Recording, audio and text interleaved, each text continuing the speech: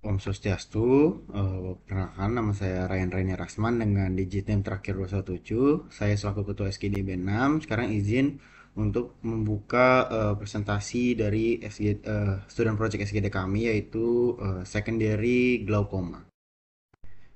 Baik, ini adalah susunan kelompok dari SGDB 6. Ada Niputu Ayu Chandra Herawati Pande, ada Erviani Deavira Rita Suri, ada Fatima Azahra, ada Nikadek Indah Revalina, ada Gladys Quina, ada Putu Gede Rajendra Temaja, ada Hana Levina Wijaya, ada Luhut Dinda Sasmita Pranamia Devi, ada Ryan Rini Rasman, ada Niwade Rati Kartika Dewi, ada Komang Lydia Tirta Paramayani, dan juga ada Komang Indra Paramata.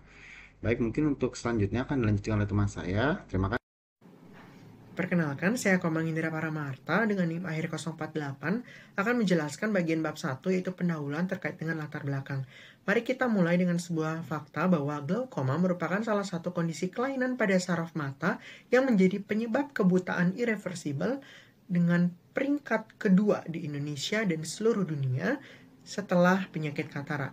Nah, berdasarkan Kemenkes, tercatat penderita glaukoma di seluruh dunia pada tahun 2020 diperkirakan mencapai 79,6 juta. Pada negara-negara di wilayah Asia, penderita glaukoma mencapai 47% dengan 87%-nya disebabkan oleh glaukoma primer sudut tertutup ataupun GPSTP. Dan 0,44% dari total populasinya merupakan penderita glaukoma sekunder. Kita akan lanjut terkait dengan glaukoma sekunder secara sederhana. Nah, secara sederhana, glaukoma sekunder merupakan jenis glaukoma yang terjadi akibat penyakit mata atau penyakit sistemik. Nah, kelainan ini akan berkontribusi secara langsung dalam meningkatkan tekanan intraokular mata, sehingga papil nervus opticus mengalami kerusakan yang pada akhirnya berkontribusi terhadap timbulnya gangguan lapang pandang. Berbicara terkait dengan persentase penyebab glaukoma sekunder, itu sebagian besar terjadi akibat glaukoma terkait dengan lensa, yaitu 2,5%, glaukoma neovaskuler sebanyak 0,95%, glaukoma uveitik sebesar 0,4%, dan glaukoma terinduksi steroid sebesar 0,2%. Untuk bagian berikutnya akan dijelaskan oleh rekan saya. Perkenalkan, saya Rati Kartika dengan 3 digit NIM terakhir 241 dan saya akan memaparkan rumusan masalah, tujuan penulisan, dan manfaat dari penulisan student project ini. Jadi, kami merumuskan beberapa pertanyaan utama yang menjadi dasar penulisan, antara lain mengenai definisi glaukoma sekunder, etiologi dan klasifikasinya, patofisiologi, gejala klinis, hingga diagnosis dan tata laksananya. Tujuan dari penulisan ini adalah untuk memberikan pemahaman yang menyeluruh mengenai glaukoma sekunder, baik dari sisi teoritis maupun praktis. Secara teoritis, penulisan ini dapat menjadi referensi ilmiah yang bermanfaat bagi penelitian lebih lanjut di bidang oftalmologi, khususnya mengenai glaukoma sekunder. Sedangkan secara praktis, tulisan ini mampu diharapkan memberikan informasi yang berguna bagi tenaga medis serta meningkatkan kesadaran dan pemahaman masyarakat mengenai glaukoma sekunder dan cara penanganannya. Nah, mungkin untuk materi selanjutnya akan dilanjutkan oleh rekan saya. Terima kasih. Baik, terima kasih atas kesempatannya. Sebelumnya perkenalkan, saya Nika Deina Revalina dengan 3 digit NIM terakhir 090. Izin untuk melanjutkan terhadap definisi dari glaukoma sekunder. Jadi glaukoma sekunder itu merupakan bentuk neuropati optik progresif yang terjadi akibat peningkatan dari tekanan intraokular atau TIO. Peningkatan ini disebabkan oleh kelainan intraokular maupun sistemik yang dapat diidentifikasi secara klinis. Kondisi ini disebabkan oleh gangguan keseimbangan antara produksi dan juga aliran keluar dari aqueous humor yang mengakibatkan peningkatan resistensi terhadap aliran baik melalui jalur trabekular maupun uveoskleral. Secara klinis, glaukoma sekunder ini ditandai dengan perubahan struktural pada papil saraf optik berupa ekskavasi patologis serta defek dari lapang pandang perifer yang progresif. Jika tidak ditangani, kondisi ini dapat berkembang hingga mengganggu penglihatan sentral dan juga menyebabkan kebutaan permanen. Mungkin sekian dari saya, terima kasih. Baik, sebelumnya perkenalkan nama saya Gladys Quina dengan 3 digit NIM akhir 116. Di sini saya akan melanjutkan untuk menjelaskan bagian etiologi dan klasifikasi dari glaukoma sekunder. Nah, pertama-tama, glaukoma sekunder merupakan penyakit glaukoma yang sudah diketahui penyebabnya. Dimana untuk etiologinya itu ada 4 poin. Yang pertama itu karena pseudoexfoliasi yang terjadi karena endapan materi fibrilar atau PEXM di trabecular meshwork atau TM, sehingga aliran humor aqueous atau HA terhambat dan tekanan intraokular meningkat. Kemudian penyebab yang kedua itu pigment pada dispersion, di mana kontak abnormal antara iris dan lensa melepas butiran melanin yang kemudian menyumbat TM itu sendiri.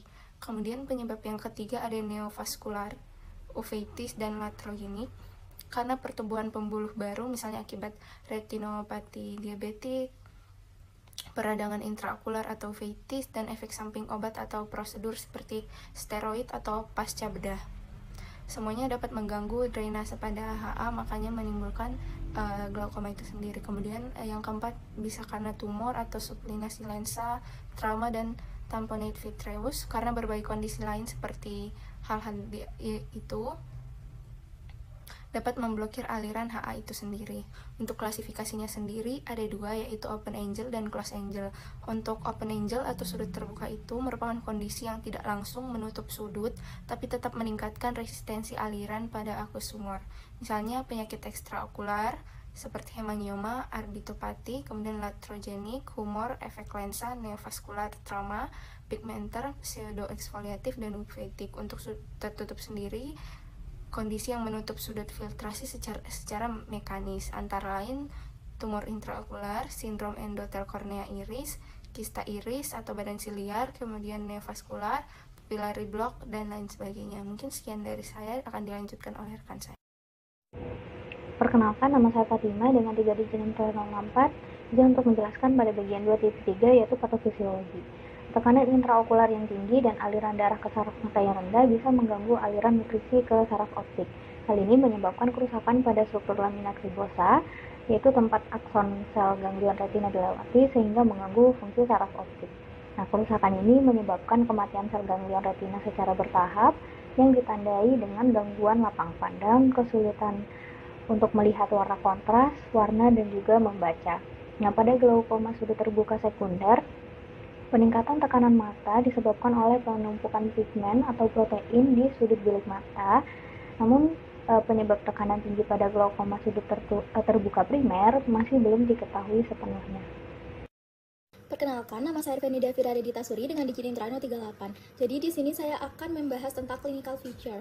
Fitur klinis sendiri merupakan tanda dan gejala yang diamati atau dirasakan pasien, di mana hal ini penting dalam diagnosis dan penata laksanaan khas yang meliputi peningkatan tekanan intraokular, nyeri okular, penglihatan kabur, dan juga perubahan saraf optik. Yang selanjutnya yaitu pada temuan klinis pemeriksaannya ada TIO-nya lebih dari 30-40 mmHg yang berarti fluktuatif, dan pada oftalmoskopinya berupa neuropati glaukomatosanya naik dan juga terjadi lapang pandang yang menyempit. Dan pada gonioskopi itu dibedakan menjadi dua, yaitu pseudoexfoliasi di mana berupa garis sampoelesi, dan juga pada neovaskular berupa jaringan neovaskular yang menutupi sudut. Pada tipe dan ciri khasnya, yang pertama ada tipe Len Induction, di mana ciri khas utamanya yaitu nyeri hebat, visusnya menurun, TIO-nya meningkat, dan edema kornea serta hipopion.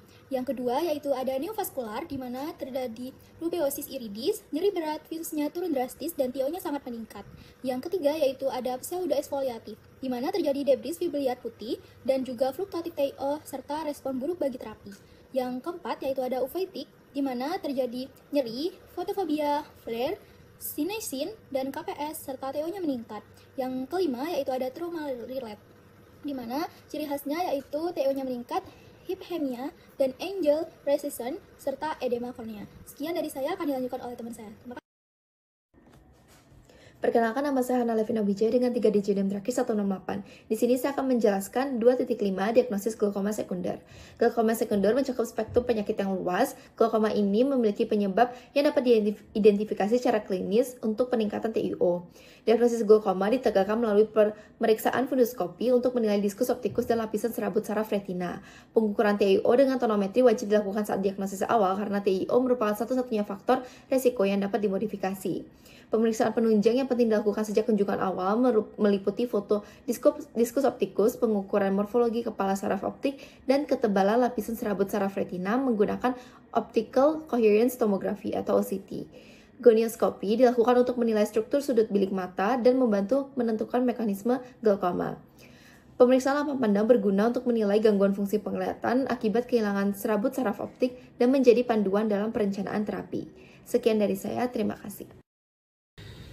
Perkenalkan, nama saya Lokutuk Tasmita Pranamya Devi dengan 3 digit dan terakhir 193. Saya izin lanjut untuk menjelaskan pada bagian pencegahan dari glaukoma sekunder itu sendiri. Saya akan menjelaskan dengan 4 poin. Yang pertama ada praoperasi, di mana tekanan intraokuler atau TIO itu harus dikontrol secara optimal sebelum melakukan PK. Jika kontrol obat tidak memadai, pertimbangkan trabekulektomi ataupun pemasangan GDD untuk menurunkan risiko kegagalan graf. Kemudian yang kedua ada intraoperasi, di mana gunakan donor kornea yang lebih besar dan melakukan jahitan yang pendek dan dalam dengan ketegangan yang tepat, serta tambahkan tindakan seperti goniosinekiolisis atau iridoplasti bila perlu. Kemudian yang ketiga ada pasca operasi. Nah, di sini serotopikal digunakan untuk mengontrol inflamasi dan mencegah sineksia, namun harus dipantau ketat karena dapat meningkatkan TIO tersebut. Nah, kemudian yang terakhir yaitu ada pendekatan holistik pendukung pencegahan. Nah, di mana ini bisa melakukan modifikasi gaya hidup seperti olahraga, diet sehat, dan manajemen stres dapat memberi efek protektif pada sel ganglion retina dan mengurangi stres oksidatif penyebab progresi dari glaukoma itu sendiri. Sekian penjelasan dari saya. Baik, perkenalkan saya Komalidi Tirta Paramayani dengan Digim Terakin 022 akan menjelaskan terkait manajemen. Yang pertama secara medikamentosa atau secara farmakologinya. Yang mana obat golongan beta blocker seperti timolol dan juga betaxolol itu dapat digunakan secara topikal untuk menurunkan tekanan intraokuler dengan cara menekan produksi dari aqueous humor. Selain itu ada juga obat karbonik anhidrasa inhibitor yaitu azetazolamid yang dapat menghambat enzim karbonik anhidrasa sehingga produksi aqueous humor itu dapat berkurang secara drastis. Lalu ada juga obat mannitol yang merupakan agen osmotik kuat yang dapat menurunkan volume bola mata dan juga tekanan intraokuler secara cepat. Dan ada pilokarpin yang merupakan obat agen miotik yang berfungsi memperkecil pupil dan juga menarik iris ke belakang sehingga membuka sudut bilik mata depan dan memperlancar aliran aqueous humor di mata. Lalu yang terakhir ada obat alpha adrenergic agonis yaitu primonidin yang dapat bekerja secara ganda yaitu dia dapat mengurangi produksi aqueous humor sekaligus juga dapat meningkatkan pengeluarannya. Baik, selanjutnya saya akan menjelaskan manajemen secara non-farmakologinya. Yang pertama ada laser iridotomi, yang mana prosedur dari laser iridotomi ini biasanya menggunakan atau dilakukan dengan membuat lubang kecil di iris, kemudian dia akan membuka jalur langsung dari bilik belakang ke bilik depan mata, sehingga aliran aqueous humor dapat dipulihkan dan juga tekanan intraokuler itu dapat menurun. Namun prosedur ini biasanya hanya digunakan bila kornea cukup jernih. Kemudian yang kedua ada operasi katarak, yang mana di sini menggunakan vakuemulsifikasi dan juga IOL, yang mana vakuemulsifikasi ini adalah prosedur pengangkatan lensa yang mengalami kekeruhan atau katarak dengan menggunakan gelombang ultrasonik dan diikuti penanaman lensa buatan atau IOL. Nah, untuk operasi katarak sendiri ini harus dilakukan stabilisasi tekanan intraokuler terlebih dahulu dengan obat-obatan hingga mata cukup tenang sebelum operasi untuk menghindari komplikasi yang lebih berat nantinya.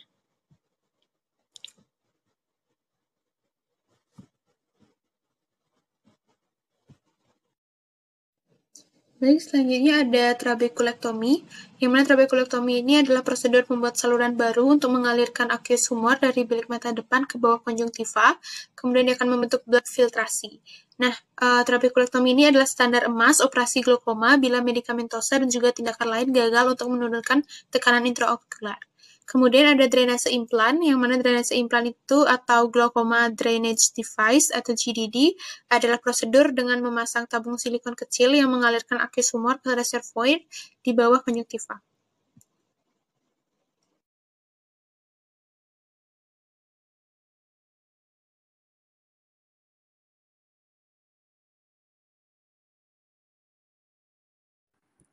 Yang terakhir adalah penutup. Kesimpulan dari student project ini adalah glaukoma sekunder merupakan bentuk neuropati progresif yang terjadi akibat peningkatan tekanan intraokuler atau TIO. Fitur klinis pada glaukoma sekunder mencakup manifestasi visual yang khas seperti peningkatan TiO, nyeri okuler, penglihatan kabur, serta perubahan morfologis pada saraf optik yang dapat diamati melalui pemeriksaan oftalmoskopi dan juga genioskopi. Nilai tekanan TiO pada glaukoma sekunder umumnya lebih tinggi dibandingkan glaukoma primer dengan rata-rata mencapai 30-35 mmHg, bahkan dapat melebihi 40 mmHg. Pasien dengan glaukoma sekunder biasanya memiliki riwayat penyakit atau kejadian tertentu yang mempengaruhi mata, seperti trauma, operasi mata sebelumnya, atau kondisi medis seperti retinopati diabetik dan sumbatan pembuluh darah retina yang bisa menyebabkan neovaskularisasi. Obat golongan beta blocker seperti timolol dan betaxolol digunakan secara topikal untuk menurunkan tekanan TiO dengan cara menekan produksi aqueous humor dari badan siliar. Terdapat beberapa prosedur lain sebagai terapi dari glaukoma sekunder, yaitu iridotomi, operasi katarak, trabekulotomi, dan juga drainase implan.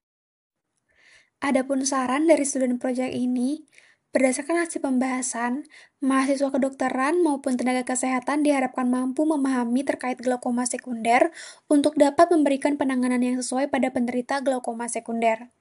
Disarankan agar tenaga medis mampu memberikan edukasi kepada masyarakat mengenai gejala awal glaukoma sekunder, serta pentingnya deteksi dini untuk mencegah kerusakan saraf optik yang permanen. Terapi harus disesuaikan dengan penyebab spesifik dan stadium penyakit, dengan mempertimbangkan penggunaan medikamentosa, laser, maupun tindakan bedah bila diperlukan. Dan penelitian lebih lanjut tetap diperlukan untuk mengembangkan terapi yang lebih efektif, aman, dan spesifik sesuai dengan etiologi glaukoma sekunder.